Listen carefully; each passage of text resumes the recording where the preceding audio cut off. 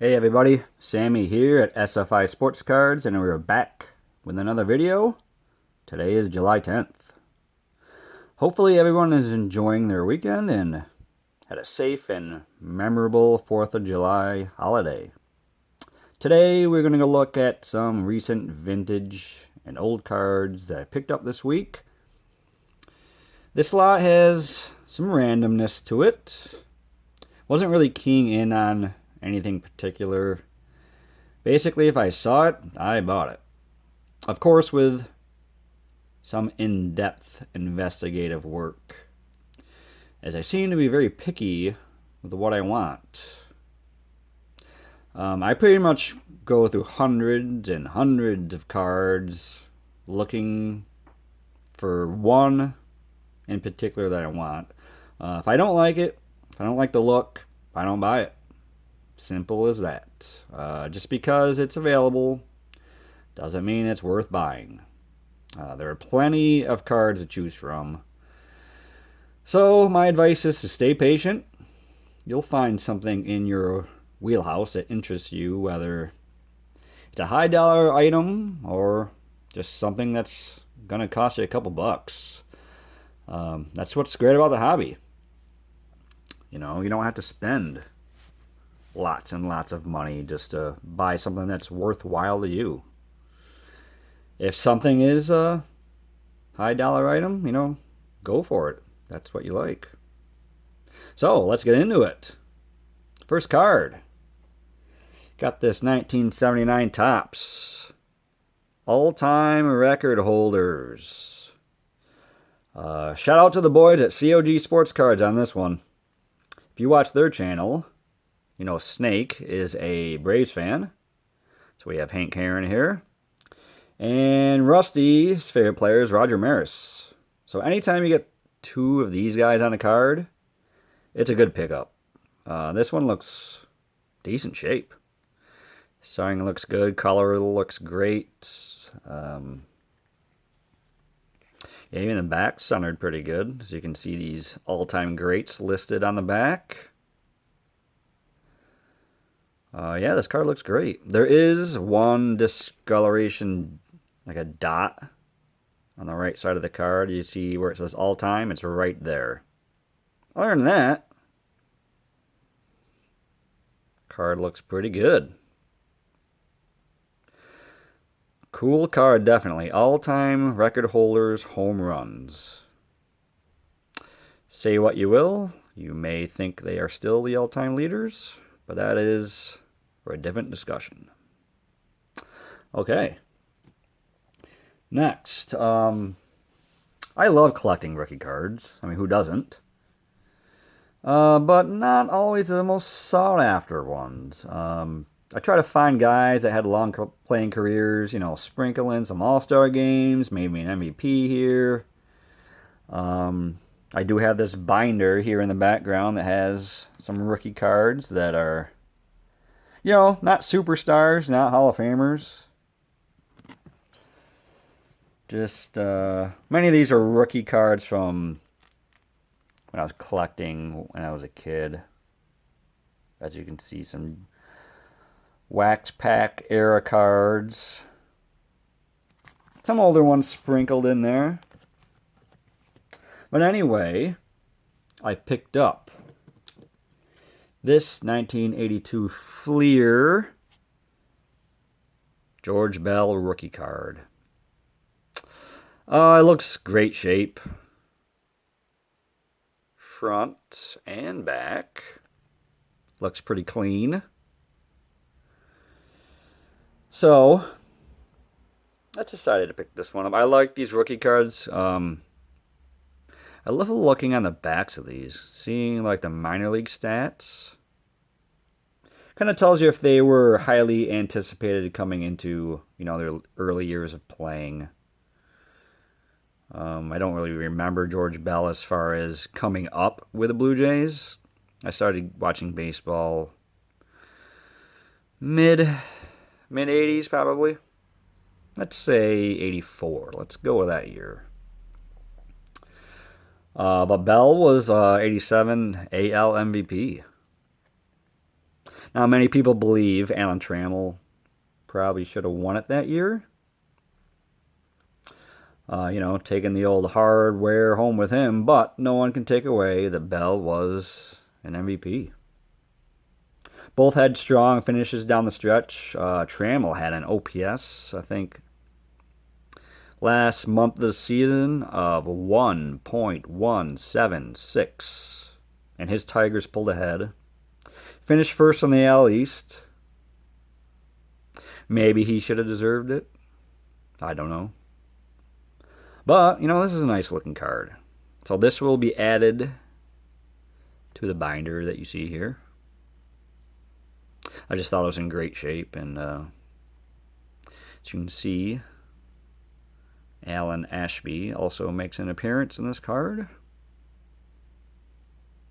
So, cool little, cheap little card here. It looks great shape. So it is now mine. Okay, next. We have something of a little oddball item here. We have this 84 Ricky Henderson sticker card. This is an All-Star Game sticker.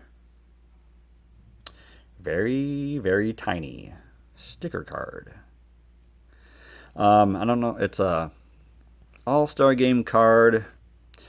This was played, the 84 All-Star Game played at Candlestick in San Francisco. Ricky Henderson, my favorite athlete of all time. So whenever I can find something different about him, I will look into grabbing it.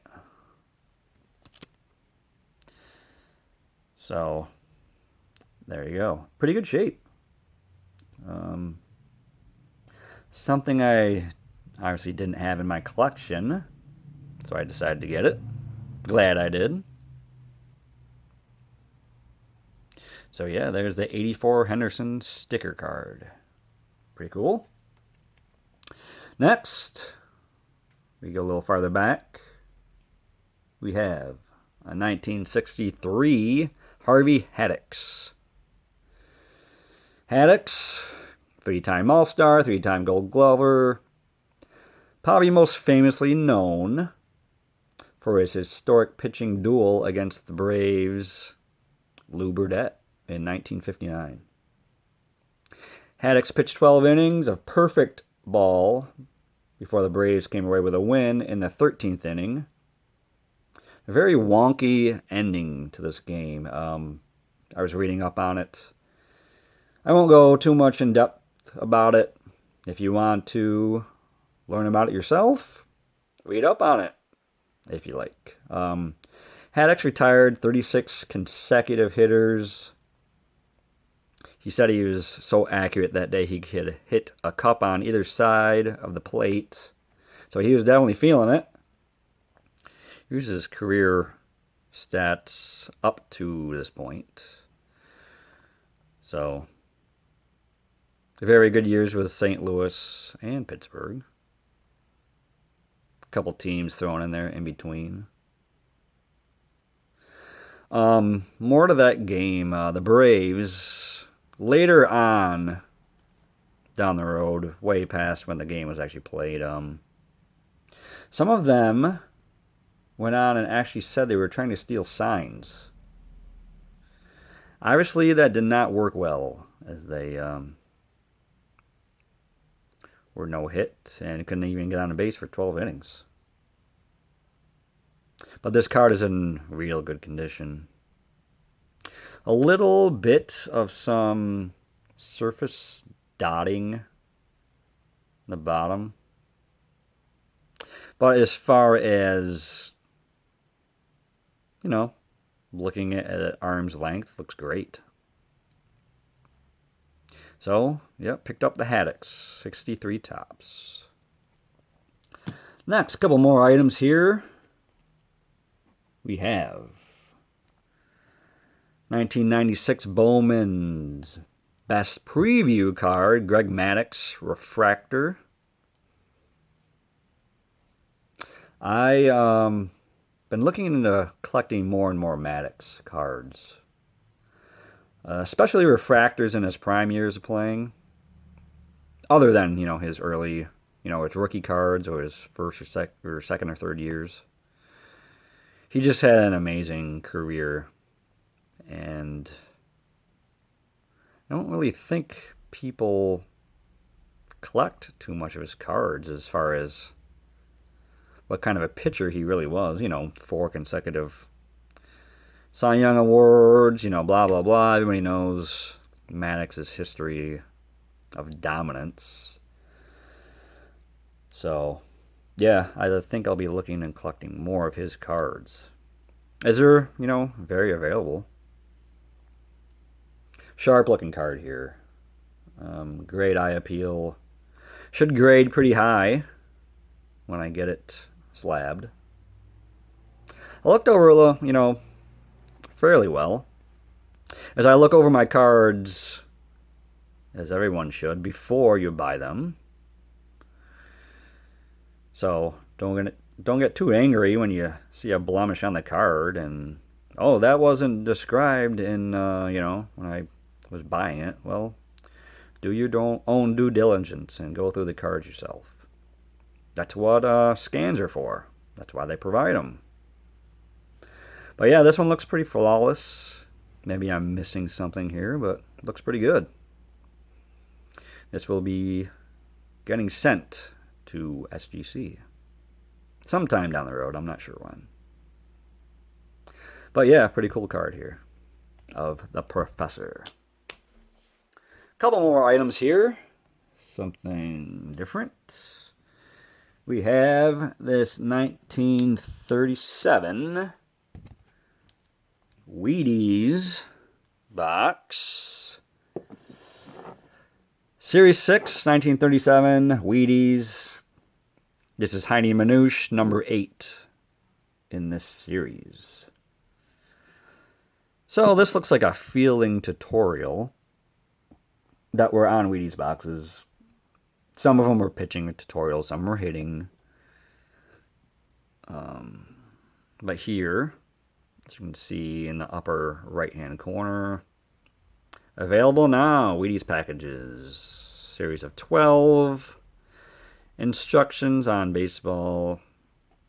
Yep, you got a catching one, Bill Dickey, fastball, red roughing, etc. So this looks really cool. I decided to pick this up. Some other notables in this series, you got Joe DiMaggio, Billy Herman, Charlie Gehringer, Archie Vaughn, Lefty Grove, and the aforementioned Red Roughing. This one's in really good shape. Colors are still there. It's cut really well. I'm actually going to take this out of this plastic. Just to get a better look at it. The back is obviously not going to be perfect, this old, but not too bad. Like I said, it's cut really well. Corners look pretty good. For 1937. So yeah, we have the Manouche. Let's talk about him. Hall of Famer. One of the best hitters of the 20s and 30s. Posts a 330 lifetime average. Places him 35th all time. One of the most feared line drive hitters of his era. And he apparently played with a chip on his shoulder. As they say, he had a fiery disposition. Let's say that. A great player to read up on. If you like. So if you don't know too much about Heine Manouche, read up on him. Read up on all these guys, on these older guys. There's nothing wrong with learning something. I learned about these kinds of players as a kid, and I'm glad I did. It really has helped me with my collecting and my knowledge of just baseball in general. Yeah, here's with the Dodgers. He was most notably, I think, with, the Senators? I think the Tigers for a bit. Cool pickup. I think I can grade this. I think you can pretty much grade anything these days, so I'm going to look into it. I'll probably email the guys at SGC and kind of get them the dimensions, see if they can stick it in a holder for me, and we'll see what we get out of it. Last card, even earlier than this 37 Wheaties, is this 1929 R316 Cash-In Publications portrait card of Max Bishop. This measures in at 3 1/4 by 4 1/2. There are about 100 cards in this set, so it was relatively large in its time. A few of these cards has advertisements on the back. This one does not. This got the blank back. I've yet to come across one with an advertisement on it. I think that would be really cool to get one of those. Rare cards of this set say made in the USA. This one does not. Just has the auto, which is not written on there. It's facsimile. And has Team Philadelphia in the American League. Max Bishop. He was a cog in the Philadelphia A's teams in the 20s and 30s. Played strictly second base. 8 consecutive years of 100 walks or more. So let's talk about that. His lifetime average was .271. But his on-base percentage for his career, and he had over, well, not over, around 4,500 plate appearances. Well, let's go at bats, because plate appearances include walks and hit batsmen. But he had an astounding .423 on-base percentage, which places him 17th all time. Now, Ted Williams, he holds the record for percentage of getting on base by bases on balls at 20.6. There's only 2 players in history above 20% besides Williams. That would be Barry Bonds and Max Bishop. I think Max Bishop was 19.995, so let's round up to 20 on that one. What's great about this portrait card, let's slip it out of the plastic here, is that it's in terrific shape. I mean, these corners are very sharp for 1929. And the surface is pretty clean. But what's great about this card,